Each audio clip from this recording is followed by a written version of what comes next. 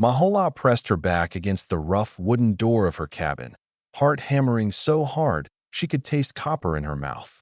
Through the thin walls, she could hear the townspeople of Cedar Ridge gathering in her front yard, their voices sharp with disgust. 40 years old and acting like a lovesick fool, Mrs. Henderson spat, throwing herself at that wild man like some desperate harlot.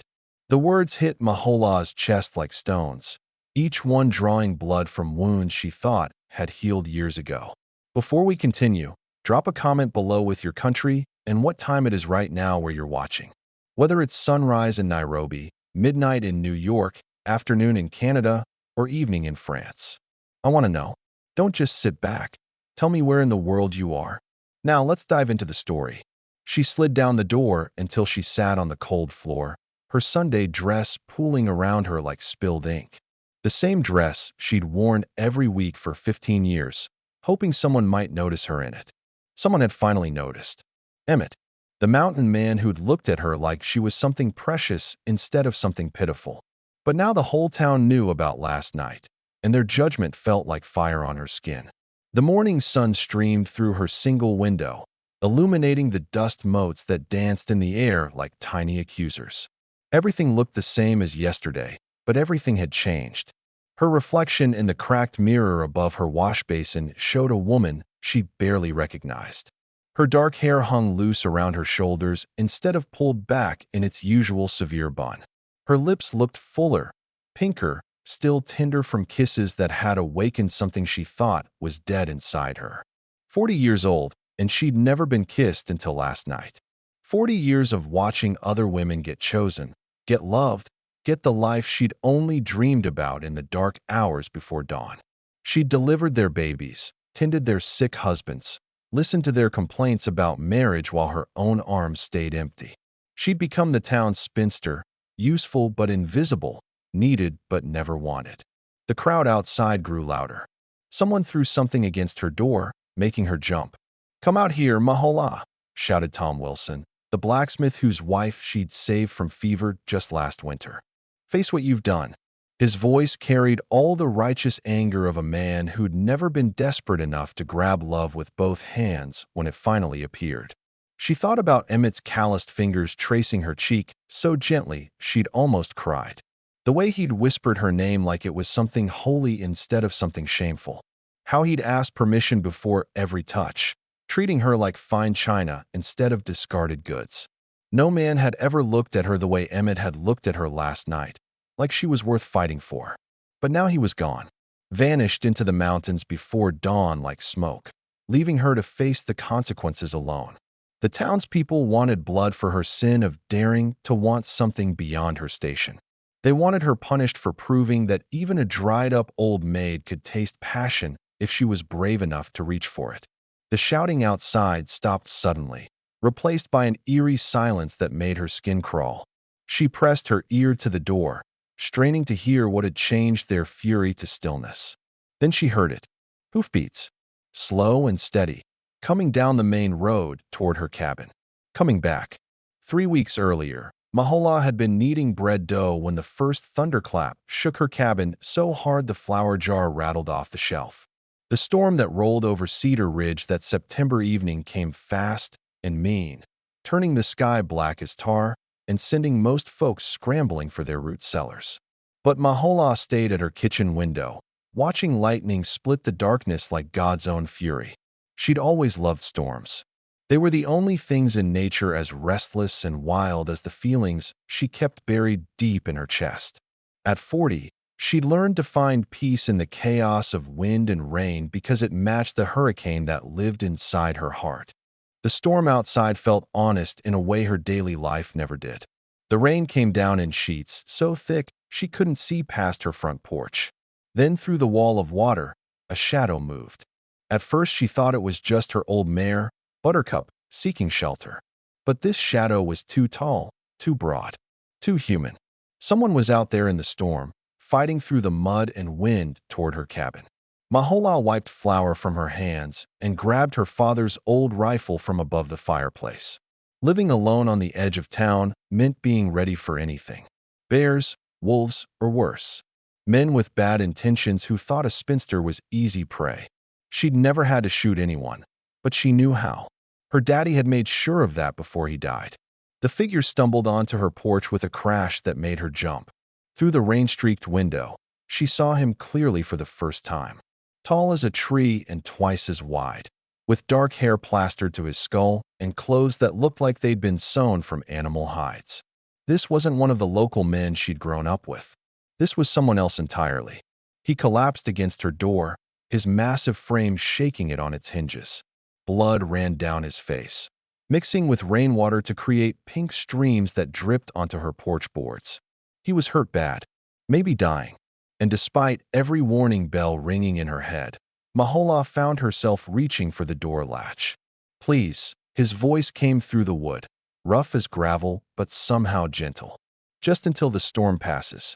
She'd heard stories about the mountain man who lived in the peaks above Cedar Ridge. Wild tales told around dinner tables about a giant who'd gone savage after losing his family to sickness. They said he could track a deer for days, that he talked to wolves, that he hadn't spoken to another human being in over 10 years. The children claimed he was part bear, part devil. But the man on her porch didn't sound like a devil. He sounded tired, hurt, alone in the same way she'd been alone her whole life. Against every bit of common sense her mother had beaten into her, Mahola turned the key and opened the door. He fell forward into her cabin, bringing the smell of pine and leather and something wild she couldn't name. Up close, he was even bigger than she'd thought, his shoulders filling her doorway like he was carved from the mountains themselves. His clothes were soaked through, revealing muscles that spoke of a life spent fighting nature with nothing but his bare hands. But it was his eyes that stole her breath. Gray as storm clouds and just as turbulent, they looked at her with a mixture of surprise and something else. Something that made her suddenly aware of her flour-dusted apron and the way her hair was falling out of its pins. He stared at her like he was seeing something unexpected, something that mattered. "Thank you," he whispered, and then his eyes rolled back and he hit her floor like a falling tree. Blood pooled beneath his head, dark against her scrubbed wooden planks. Mahola dropped to her knees beside him, her healer's instincts taking over. She'd tended enough injuries to know this man was in serious trouble. The gash above his left temple was deep, probably from a fall or a fight. His breathing was shallow, his skin pale beneath the tan. She should have been afraid. Any sensible woman would have been. But as Mahola pressed her hands to his wound to stop the bleeding, all she felt was the strangest sense of purpose. Like this moment, this storm, this mysterious man bleeding on her floor was exactly where she was supposed to be. Mahola had stitched up plenty of wounds in her years as Cedar Ridge's unofficial healer, but never on a man who looked like he could crush her skull with one hand. Even unconscious, Emmett radiated a power that made her kitchen feel smaller, like a wolf sleeping in a chicken coop. She worked by lamplight, cleaning the gash on his temple with steady hands that had learned not to shake, no matter what horrors they encountered. His fever broke on the third day. Mahola was spooning broth between his lips when his gray eyes suddenly opened, focusing on her face with an intensity that made her drop the spoon. It clattered against the wooden floor, the sound sharp in the quiet cabin. For a heartbeat, neither of them moved. She was close enough to count his eyelashes, close enough to see the thin scar that ran from his left ear to his jaw. "You saved my life," he said, his voice rough from days of silence. The words came out like a confession, heavy with something she couldn't name. His eyes never left hers, studying her face like he was memorizing every line and shadow. "I'm a healer," Mahola replied, pulling back to a safer distance. "It's what I do." But even as she said it, she knew this felt different. She'd patched up dozens of men over the years, sending them back to their wives and children with barely a thank you. None of them had ever looked at her like Emmett was looking at her now. "What's your name?" he asked, struggling to sit up against the pillows she'd propped behind him. The movement made him wince, and without thinking, she reached out to steady him. The moment her palm touched his bare shoulder, electricity shot up her arm. His skin was warm and smooth, marked with scars that told stories of a hard life lived far from civilization. "Mahola," she whispered, pulling her hand back like she'd been burned. But the damage was done. That single touch had awakened something in her chest that she'd kept locked away for 40 years. Something dangerous and hungry and alive. "Emmett," he said, extending his hand toward her. When she hesitated, he smiled, and the expression transformed his entire face. Gone was the wild mountain man from the stories. In his place sat someone gentle, someone who understood loneliness. "I won't hurt you, Mahola. I'd cut off my own hands before I'd hurt you." The sincerity in his voice made her throat tight. No man had ever spoken to her like that, like she was worth protecting instead of tolerating. She placed her small hand in his large one, feeling the calluses from years of surviving alone in the wilderness. His fingers closed around hers with surprising gentleness, like he was holding something precious. "How long have I been here?" he asked, still holding her hand. She should have pulled away, but she didn't want to. For the first time in her life, she felt what it was like to be touched without purpose, without someone needing her to fix or heal or serve them.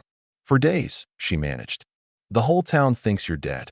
They saw the blood trail leading to my cabin, but when Sheriff Morrison came looking, I told him you'd already gone." She didn't mention how she'd scrubbed away every trace of blood from her porch, how she'd lied to protect a man she barely knew. Emmett's eyes darkened. "You could have turned me in. Probably should have. They tell stories about me in town, don't they? None of them good." Mahola found herself studying his face, the strong jaw and kind eyes that didn't match the monster from the legends. "Are the stories true?" "Some of them," he admitted. "I did lose my family. My wife Sarah, my 2 boys. Cholera took them all in the span of a week. I buried them with my own hands and walked into the mountains because I couldn't bear to be around people anymore. Couldn't stand their pity or their fear or their need to fill the silence with empty words." His thumb traced across her knuckles, a gesture so intimate it made her breath catch. "I've been alone for 12 years, Mahola. 12 years without touching another human being, without hearing my name spoken with kindness. You could have let me die on your floor, and no one would have blamed you. Instead, you saved me. Why?" The question hung between them like morning mist. Mahola looked into his eyes and saw her own loneliness reflected back at her. 2 people who'd been forgotten by the world, who'd learned to survive on scraps of human connection. She wanted to tell him about the nights she'd cried herself to sleep, wondering if anyone would notice if she disappeared. About the way other women looked through her like she was furniture, useful but invisible. Instead, she whispered, "Because you looked at me like I mattered." Something shifted in Emmett's expression, a tenderness so raw it made her chest ache. His free hand rose to cup her cheek, his thumb brushing away a tear she didn't realize had fallen. For 40 years, no man had touched her face with affection. The sensation was overwhelming, like stepping into sunlight after a lifetime in shadows. The nights were the hardest. Mahola would lie awake in her narrow bed, listening to Emmett's steady breathing from the kitchen where she'd made him a pallet near the fireplace. Sometimes she'd hear him talking in his sleep, calling out names she knew belonged to his dead family. "Sarah, little Tom, baby Matthew." The pain in his voice, even while unconscious, made her heart crack in places she didn't know could still break. On the 6th night, she found him sitting by the dying fire, staring into the orange coals like they held answers to questions he was afraid to ask. His shirt hung open, revealing the bandages she'd wrapped around a deep cut on his ribs. In the flickering light, he looked less like the fearsome mountain man from the stories and more like what he really was. A broken man trying to piece himself back together. "Can't sleep?" she asked softly, settling into the chair across from him. She'd wrapped her mother's old shawl around her nightgown, but she still felt exposed sitting with him in the intimate darkness of her cabin. "I keep thinking I should go," he said without looking at her. "Every day I stay here puts you in danger. People in town won't understand why you're helping me. They'll say things about you, make assumptions." His jaw tightened. "A woman like you doesn't deserve that kind of talk. A woman like you." The word stung because she knew what he meant. An unmarried woman past her prime, with no family to protect her reputation and no husband to shield her from gossip. A woman who had to be twice as careful as everyone else because she had no safety net to catch her when she fell. "What if I don't care what they say?" The words slipped out before she could stop them. Emmett's head snapped up, his gray eyes searching her face in the firelight. You should care, Mahola. You have a life here, people who depend on you. I'm just a ghost passing through. But even as he said it, his eyes told a different story. They held the same desperate hunger she felt gnawing at her own chest, the longing of someone who'd been starving for connection.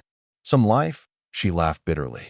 40 years of being the town spinster, delivering other women's babies, nursing other people's husbands back to health, watching everyone else get the love I've only read about in books. She pulled the shawl tighter around herself. Do you know what it's like to be invisible, Emmett? To be useful but never wanted. He leaned forward in his chair, closing the distance between them. You're not invisible to me. The words hung in the air like a confession. Mahola felt her cheeks burn, not with shame, but with something she'd never experienced before. Desire. Want. The feeling of being seen by someone whose opinion mattered. Tell me about them, she whispered, needing to change the subject before she did something foolish. Your family. Emmett's face softened. Sarah was everything I wasn't. Patient, gentle, always saw the good in people even when they didn't deserve it. She could make anyone feel welcome with just a smile. He smiled himself, lost in the memory. Tom was 8 when he died. Had her smile, but my stubborn streak. Wanted to be a mountain man like his daddy, always trying to track rabbits in the woods behind our house. And Matthew just turned 3. Still called me Papa in that baby voice that made everything else disappear. His voice broke on the word. I used to carry him on my shoulders when we'd walk to town. He'd pull my hair and laugh like it was the funniest thing in the world. Tears ran freely down his cheeks now, 12 years of grief finally finding release. Without thinking, Mahola rose from her chair and knelt beside him, taking his large hands in her smaller ones. His skin was rough with calluses, marked with scars from surviving alone in the wilderness, but she'd never touched anything that felt more real. They wouldn't want you to be alone forever, she said gently. A love like that, it doesn't die when they do. It lives on in how you honor their memory. Emmett looked down at their joined hands, his thumb tracing circles on her palm. The touch sent shivers up her arm, awakening nerves she'd thought were dead. How do you know so much about love when you've never had it? The question was like a knife to the chest, true and brutal and precise. Because I've watched it from the outside for 40 years. I've seen how it changes people, makes them braver and kinder and more alive. I've delivered babies born from love, held the hands of wives watching their husbands die, listened to countless stories of what it feels like to matter to someone. She looked up at him, this gentle giant who'd stumbled into her life during a storm. Sometimes the people who understand something best are the ones who've been denied it. Something shifted in the space between them, a current of electricity that made the air feel thick and charged.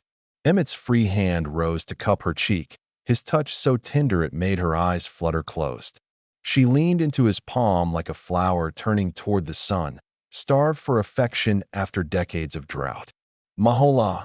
He whispered her name like a prayer, like something sacred he was afraid to break. When she opened her eyes, she found him looking at her with an expression that made her heart stop. Not pity or friendship or gratitude. Something deeper. Something that looked dangerously close to love. The pounding on Mahola's door came at dawn on the 7th day, sharp and demanding like gunshots. She jolted awake in her bed, instantly alert. Through her window, she could see the orange glow of torches and the dark shapes of men gathered in her yard. Too many men for a social call. Too early for anything good. Mahola Henderson. Sheriff Morrison's voice cut through the morning air like a blade. Open this door right now. We know he's in there. Her blood turned to ice water. Somehow they'd found out. Someone must have seen smoke from her chimney at odd hours, or noticed she hadn't been to town for supplies in over a week. In a place like Cedar Ridge, secrets were harder to keep than rattlesnakes in a basket. Emmett was already moving, pulling on his boots with the fluid grace of a man who'd spent years staying one step ahead of danger. His wounds had healed enough for travel, but she could see the pain flash across his face as he reached for his coat. The back window, she whispered, pointing toward her bedroom. There's a trail through the pines that leads to the old mining road. Follow it north, and you'll hit the high country before they can organize a proper search. But Emmett didn't move toward the window. Instead, he stepped closer to her, his hands finding her shoulders. Come with me. The words hit her like lightning. What? Come with me, Mahola. Up into the mountains where no one can tell us what we can or can't feel. His eyes burned with desperate intensity. I have a cabin up there, warm and dry with good hunting nearby. We could have a life together, away from all this judgment and fear. For one wild moment, she let herself imagine it. Waking up beside this man every morning, cooking meals together, falling asleep in his arms while winter storms raged outside their windows. A life where she mattered to someone, where her heart could finally stop being so careful and just feel. The pounding on the door grew louder. We're coming in, Mahola. Stand back. I can't, she whispered, the words tearing out of her throat like pieces of her soul. This is my home. These people, terrible as they are sometimes, they're still my people. I've delivered half their babies, saved their children from fever, buried their parents. She touched his face with shaking fingers. I can't just disappear into the mountains like some fairy tale. Emmett's face crumpled with understanding and heartbreak. He knew what duty felt like, what it meant to be responsible for others even when they didn't deserve it. Then I'll stay and face them with you. No. The word came out sharper than she intended. If they catch you here, they'll assume the worst. They'll call me a whore and you a savage. And neither of us will ever escape those labels. She pushed him toward the window. Go, Emmett. Please. Before they break down the door. He caught her hands in his, holding them tight against his chest where she could feel his heart hammering. This isn't over, Mahola. What we have, what we feel, it's real. Don't let them convince you otherwise. The front door exploded inward with a crash of splintering wood. Heavy boots stomped into her kitchen as Emmett slipped through the bedroom window like morning mist. She heard him land softly in the pine needles outside, then the whisper of branches as he melted into the forest. Sheriff Morrison burst into her bedroom with 3 other men behind him, their faces flushed with righteous anger and the excitement of a successful hunt. Where is he, Mahola? We know the mountain man was here. She stood there in her nightgown and shawl, trying to look shocked and confused instead of heartbroken. I don't know what you're talking about, Sheriff. I've been sleeping. Tom Wilson pushed past the sheriff, his blacksmith's muscles straining against his shirt. Don't lie to us. Mrs. Patterson saw smoke from your chimney at all hours, and young Billy Stevens swears he saw a man's shadow in your window 3 nights ago. Mrs. Patterson sees ghosts in her soup. Mahola replied with more calm than she felt. And Billy Stevens has been sampling his father's whiskey again. You're chasing shadows, gentlemen. But Sheriff Morrison was studying her face with the sharp eyes of a man who'd spent years reading guilt and innocence. You look different, Mahola. There's something in your face that wasn't there before. He stepped closer, close enough that she could smell tobacco on his breath. Something that looks an awful lot like a woman who's been up to no good. The other men searched her cabin like starving dogs looking for scraps, overturning furniture and emptying drawers onto the floor. They found nothing because Emmett had been careful, leaving no trace of his presence except the invisible marks he'd left on her heart. He was here, Tom Wilson declared when they'd finished destroying her home. I can feel it. That wild man corrupted our healer, probably forced himself on her. We should form a hunting party, track him down before he comes back to finish what he started. The words forced himself made Mahola's vision go red around the edges. These men who'd never looked at her twice were suddenly so concerned about her virtue. Get out, she said quietly. Now, Mahola. Sheriff Morrison began, but she cut him off. Get out of my house.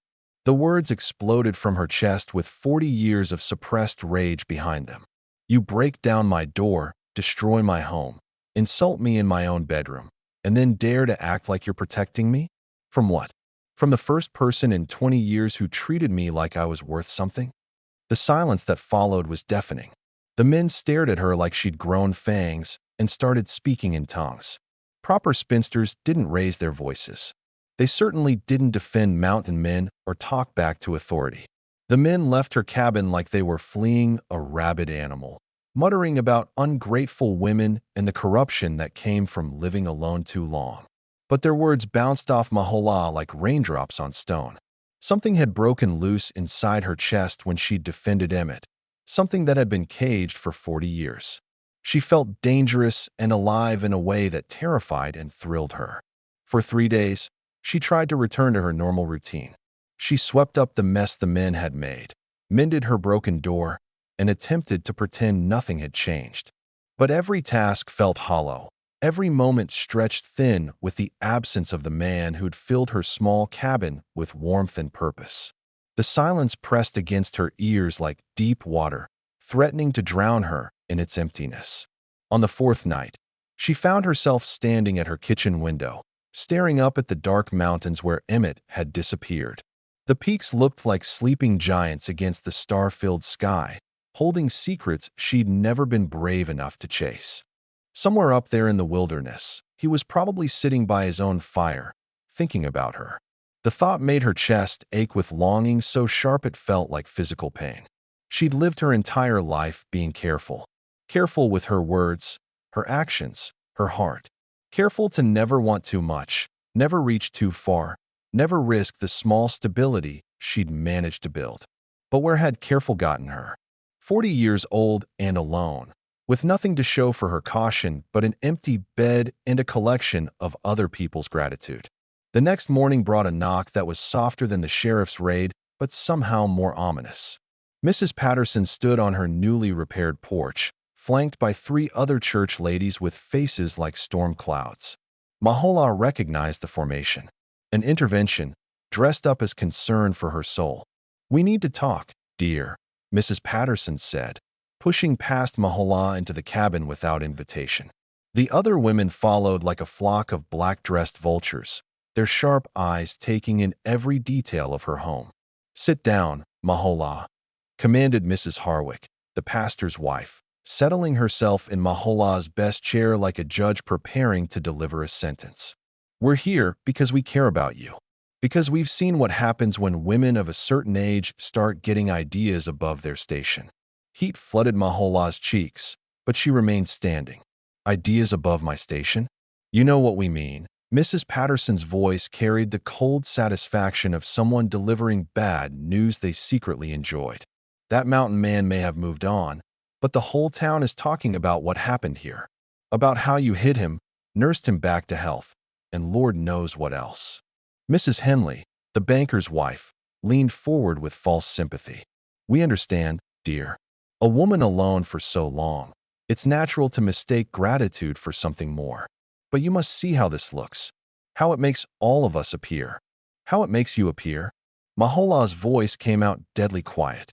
"Cedar Ridge has a reputation to maintain," Mrs. Harwick declared. "We can't have our unmarried women carrying on with savages and outlaws. It reflects poorly on all of us, makes people question our moral standards." The word savage hit Mahola like a slap. These women who'd never spoken to Emmett, never seen the gentleness in his eyes or felt the careful way he touched broken things, reducing him to a single ugly word because he didn't fit their narrow definition of acceptable. "What exactly are you asking of me?" Mahola asked, though she already knew. She could see it in their faces, the same look they got when discussing problem dogs that needed to be put down. Mrs. Patterson smiled with all the warmth of a winter grave. "The town council is meeting tomorrow to discuss your situation. There's been talk of revoking your unofficial position as healer. Some think it would be best if you moved somewhere else, somewhere you could start fresh without the stain of this scandal following you." The words hit Mahola's chest like stones. They wanted to exile her, drive her out of the only home she'd ever known because she'd dared to care for someone they deemed unworthy. Because she'd finally found someone who looked at her like she mattered.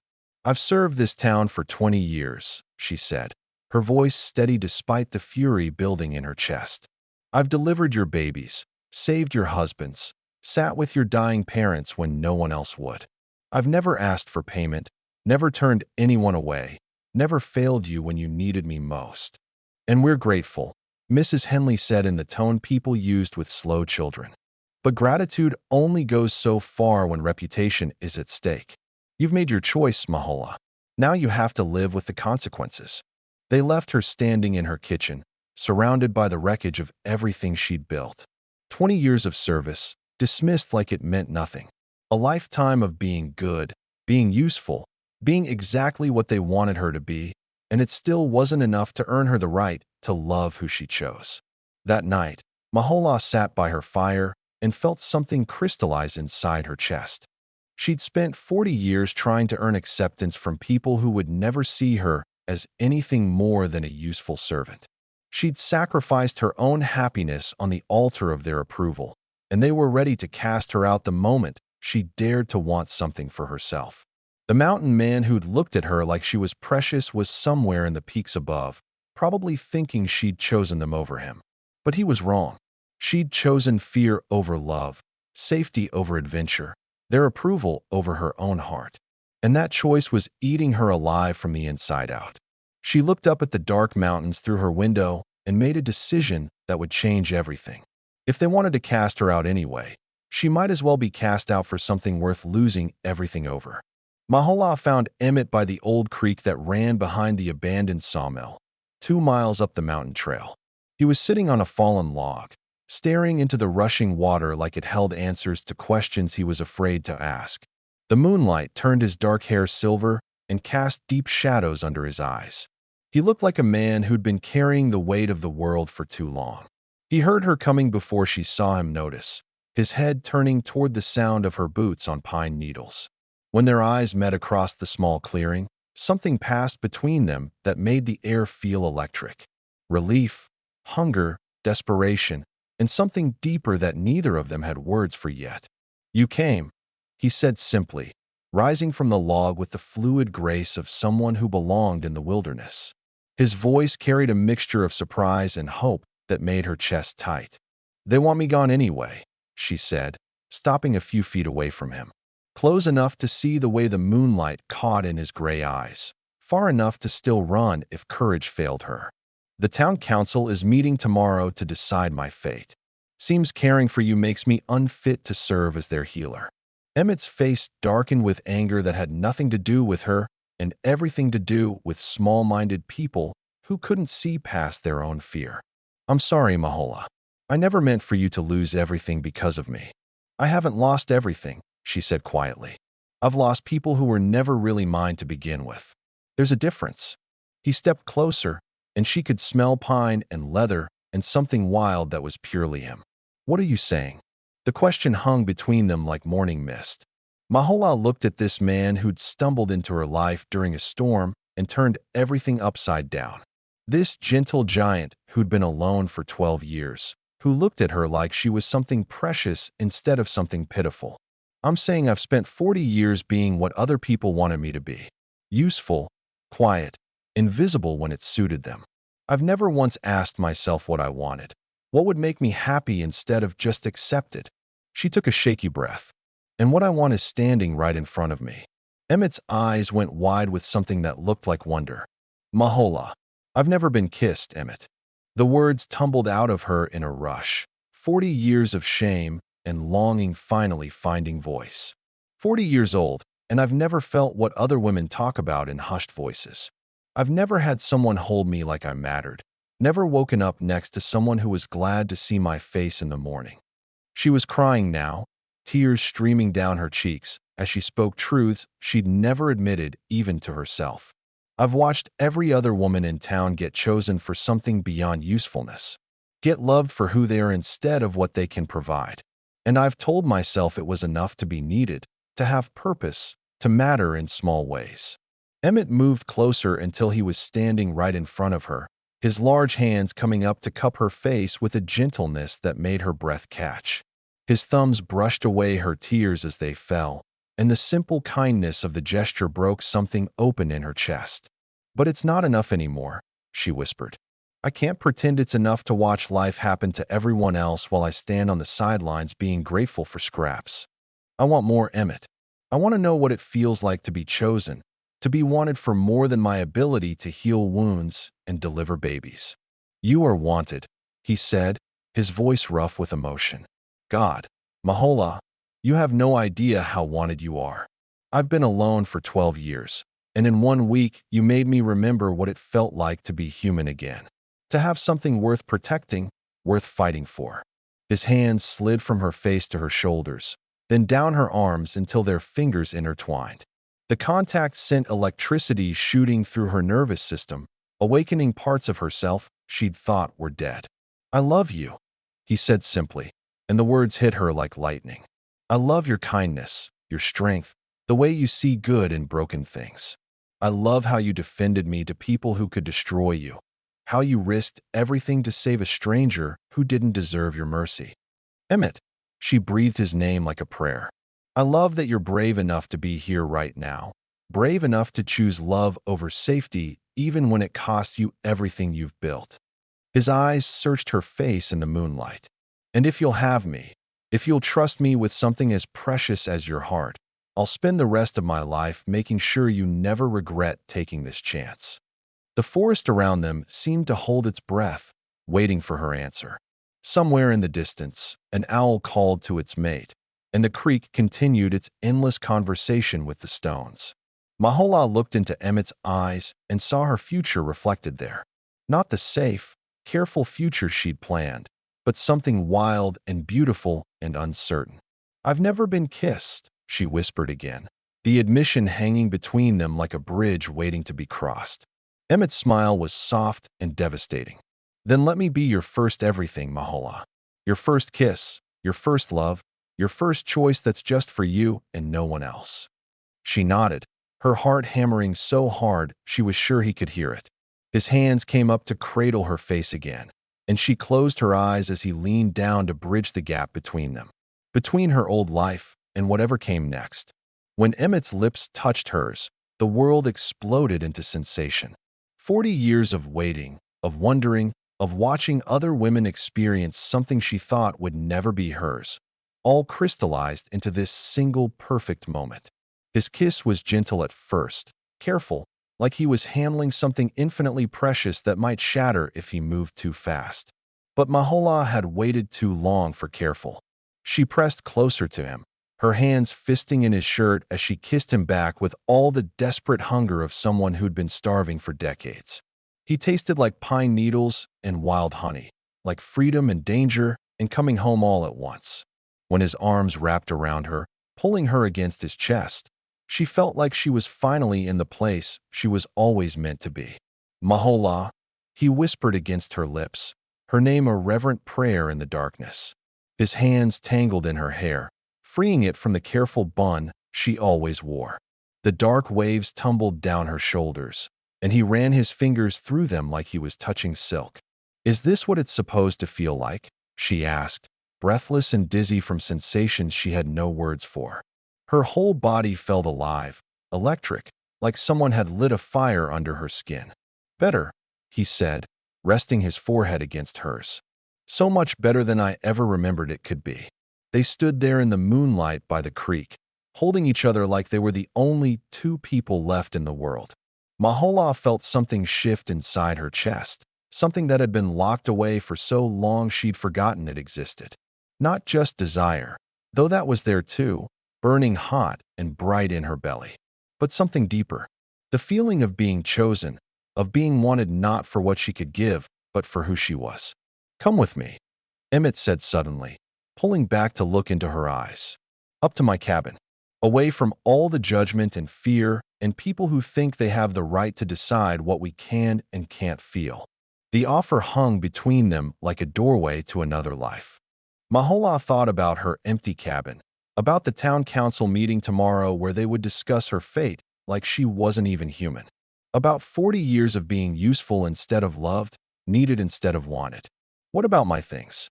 My life here?" "What life?" he asked gently. "The one where you serve people who discard you the moment you stop being convenient? The one where you watch everyone else get the love you've been denied?" His hands cupped her face again. "Mahola, you could have a real life with me. Wake up every morning next to someone who treasures you. Fall asleep every night in arms that will protect you from anything." She closed her eyes and let herself imagine it. A cabin in the mountains where no one could judge them, where she could love this man without shame or fear, where she could finally stop being careful and just be happy. "I'm scared," she admitted. "I've never lived for just myself before. I don't know how to choose my own happiness over everyone else's expectations. You're the bravest woman I've ever met, Emmett said firmly. You saved a stranger's life when it would have been safer to let him die. You defended me to people who could destroy you. You're here right now, in my arms, when everything you've ever known is telling you to run. He was right, and she knew it. This moment, this choice, was the bravest thing she'd ever done. 40 years of playing it safe, and here she was in the moonlight with a man who looked at her like she hung the stars. One night, she said, the words coming out in a rush before she could lose her nerve. Let me have one night where I don't have to be careful, where I can just be a woman who's loved and wanted and cherished. Emmett's smile was like sunrise breaking over the mountains. One night, he agreed, and then we'll figure out the rest together. He took her hand and led her up the mountain trail, away from Cedar Ridge and everything she'd ever known. With each step, Mahola felt lighter, like she was shedding the weight of 40 years of other people's expectations. The pine trees closed around them like a protective embrace, and the stars overhead seemed brighter than they'd ever been. When they reached his cabin, a small but sturdy structure tucked into a grove of aspens, Emmett lit a fire in the stone hearth and turned to face her. In the golden light, he looked like something out of a fairy tale. Not the fearsome mountain man from the stories, but a gentle soul who'd been alone too long. Are you sure? He asked, giving her one last chance to change her mind. Once we cross this line, there's no going back. You'll always be the woman who chose love over safety, passion over propriety. Mahola looked around the simple cabin that felt more like home than anywhere she'd ever lived. At this man who'd seen something worth loving in a 40-year-old spinster everyone else had written off. At the life she could have if she was brave enough to reach for it. I've been going back my whole life, she said, stepping into his arms. Tonight, I want to go forward. And when he kissed her again, deeper this time, with all the promise of the night ahead, Mahola finally understood what all those other women had been talking about in their whispered conversations. This fire in her blood, this sense of being completely alive, this feeling of being exactly where she belonged. For the first time in 40 years, she was exactly where she was supposed to be. Mahola awoke to the sound of angry voices and pounding hooves echoing through the mountain valley. Dawn light streamed through the cabin's single window, painting everything in shades of gold and amber. For a moment, she forgot where she was, forgot everything except the warmth of Emmett's arms around her and the incredible feeling of being held like something precious. But the voices were getting closer, and she recognized Sheriff Morrison's angry bark cutting through the morning air. They came up here together. Track them down. Emmett was already moving, his mountain-trained instincts pulling him from sleep to full alertness in seconds. They found us, he said grimly, reaching for his clothes. Must have followed our trail from the creek. Mahola's stomach dropped like a stone. Through the window, she could see torches bobbing between the trees, too many to count. It looked like half the town had come hunting for them, armed with rifles and righteous fury. She thought about Mrs. Patterson's cold smile, about the town council meeting that had probably turned into a lynch mob when they discovered her empty cabin. How many? She asked, pulling on her dress with shaking hands. Everything felt different in the harsh light of morning. Last night had been magic, a fairy tale where love conquered everything. But this was reality. And reality was a dozen angry men with guns climbing the mountain to drag her back to face judgment. Too many to fight, Emmett said, checking his rifle. His face had gone hard, the gentle lover from last night replaced by the survival-hardened mountain man who'd lived alone for 12 years. But there's a back trail that leads deeper into the high country. If we move fast, we can lose them in the rocks above the tree line. Mahola looked around the cabin that had felt like home for one perfect night. At the fireplace where they'd talked until dawn, sharing stories and dreams and soft kisses that tasted like forever. At the bed where she'd finally learned what it meant to be cherished, to be touched with reverence instead of just medical necessity. Mahola Henderson. Sheriff Morrison's voice boomed across the clearing.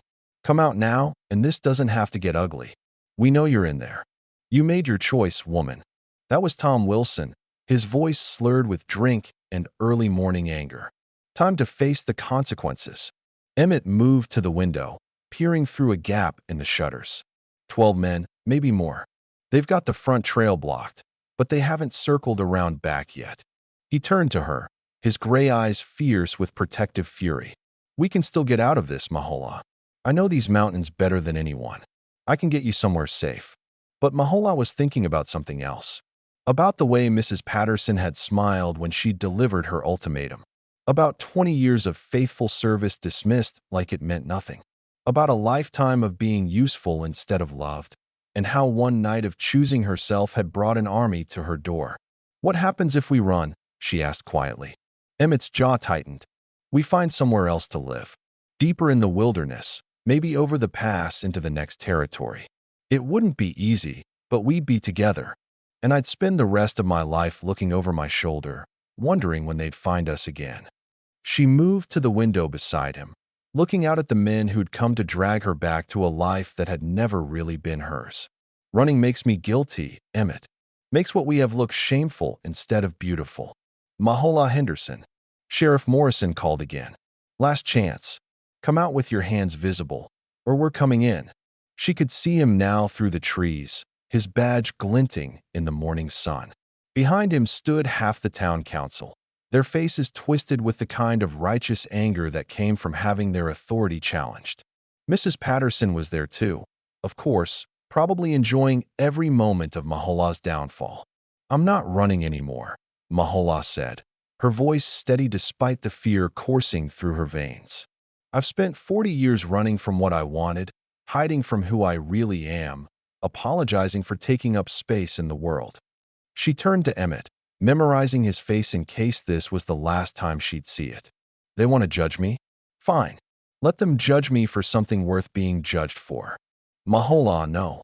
Emmett grabbed her arm as she moved toward the door. They'll destroy you, run you out of town, ruin your reputation so thoroughly you'll never be able to start over anywhere. My reputation? She laughed, but there was no humor in it. What reputation? The spinster who delivered babies and patched wounds and never caused any trouble? The useful woman who knew her place and never asked for more than scraps of gratitude. She shook her head. I'd rather be known as the woman who chose love over fear, even if it cost her everything. The pounding on the door started, hard enough to shake the cabin's frame. Open up. We know you're both in there. Mahola looked at Emmett one last time. This beautiful man who'd shown her what it felt like to be treasured. Whatever happens out there, last night was worth it. You were worth it. This isn't over, he said fiercely, pulling her into his arms for one last desperate kiss. Whatever they do to you, wherever they send you, I'll find you. I'll come for you, Mahola. I swear it. She nodded, tears streaming down her face, and walked to the door. Her hand trembled as she reached for the latch, but her voice was strong when she called out. I'm coming out. Don't shoot. The door swung open, and Mahola stepped into the morning light to face the consequences of one night of choosing herself over everyone else's expectations. Behind her, she heard Emmett moving toward the back window, keeping his promise to stay alive so he could find her again. And despite everything, despite the angry faces and loaded rifles and the ruin of everything she'd built, Mahola felt something she'd never experienced before. She felt proud of herself for finally being brave enough to reach for what she wanted, even if she could only hold it for one perfect night. Mahola stepped into the circle of angry men with her chin raised and her shoulders straight, looking nothing like the meek spinster they'd known for 40 years. The mountain air had put color in her cheeks, and something indefinable had changed in her eyes. She looked like a woman who'd finally discovered her own worth, and it made them uncomfortable in ways they couldn't name. Well, Sheriff Morrison said, his voice dripping with false authority. Look what we found. The town's pure and virtuous healer, fresh from a night of sin with that savage. His name is Emmett, Mahola said calmly. And yes, I spent the night with him. Willingly, gladly, and without a moment's regret. The words hit the gathered men like slaps. They'd expected shame, tears, maybe begging for forgiveness. They hadn't expected this quiet dignity, this refusal to apologize for choosing love over their approval. Tom Wilson stepped forward, his face purple with rage. You admit it? You admit to whoring yourself out to that animal. I admit to loving a good man who sees me as more than a useful servant, Mahola replied, her voice never wavering. I admit to finally understanding what every other woman in this town has experienced while I stood on the sidelines being grateful for scraps. Mrs. Patterson pushed through the crowd of men, her eyes blazing with vindictive satisfaction. You've disgraced us all, Mahola Henderson. 40 years of respectability thrown away for one night of lust with a wild man who'll abandon you the moment he tires of playing house.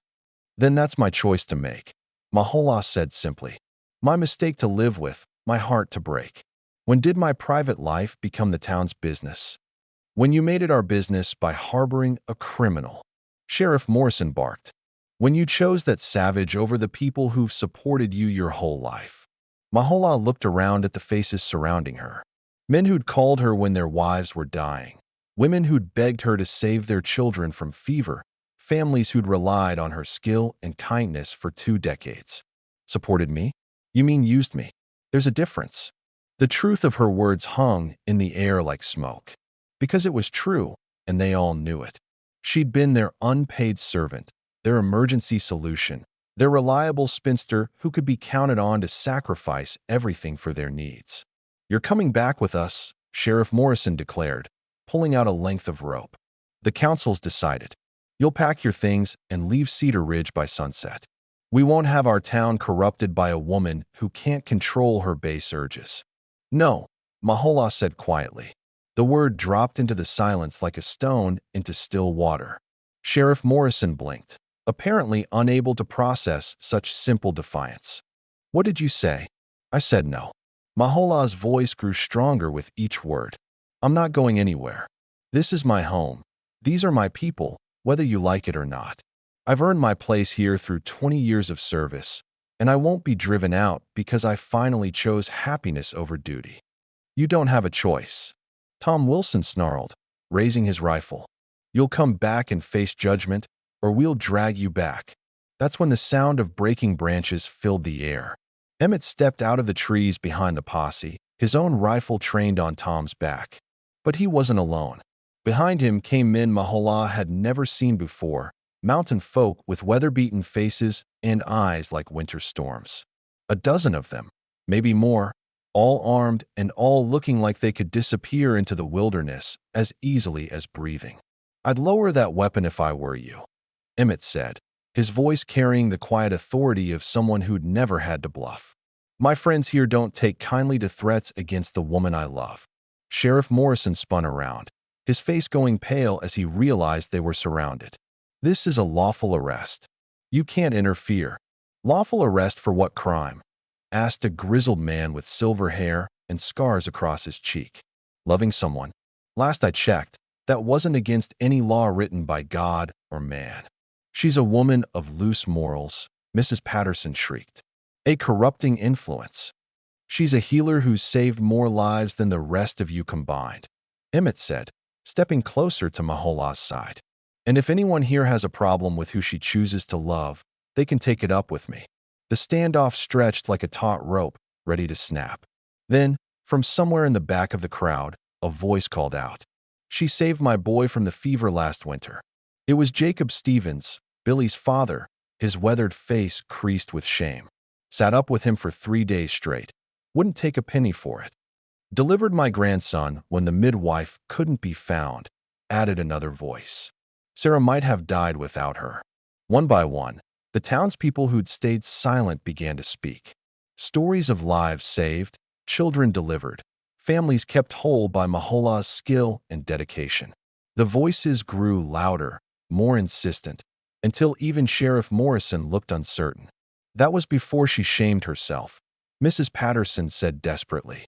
Before she threw away her virtue for a moment's pleasure. Virtue? Mahola laughed, the sound bright and clear in the mountain air. My virtue was serving all of you without question, without payment, without ever asking for anything in return. Well, I'm done being virtuous in ways that only benefit everyone else. She stepped forward, closer to the people who'd known her all her life.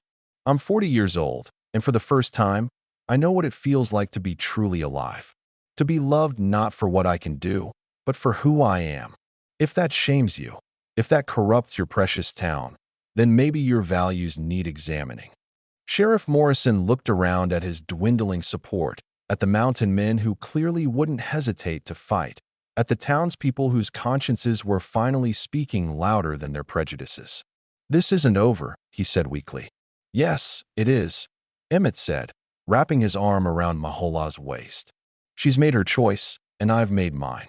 We're staying together, and anyone who has a problem with that can answer to me and my friends here. As the crowd began to disperse, grumbling but defeated, Mahola leaned into Emmett's warmth and felt something settle in her chest. Peace. For the first time in 40 years, she was exactly where she belonged, with someone who loved her not despite her flaws, but because of her strength. So what happens now? She asked softly. Emmett smiled down at her, his eyes full of promises and possibility.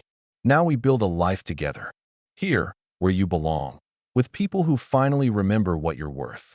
And as they walked hand in hand back toward town, toward whatever future they'd build together, Mahola knew that being kissed for the first time at 40 had been worth waiting for.